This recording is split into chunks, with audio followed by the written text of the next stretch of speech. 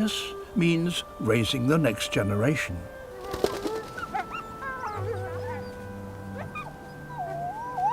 To do that, here, the wolves must work together.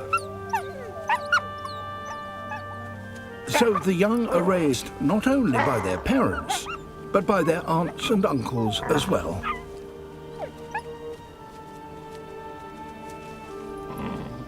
Together, they try to ensure that each pup reaches near adult size before the snow returns.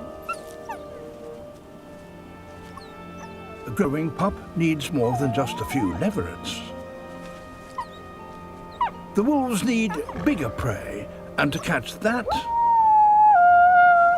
they must hunt as a pack.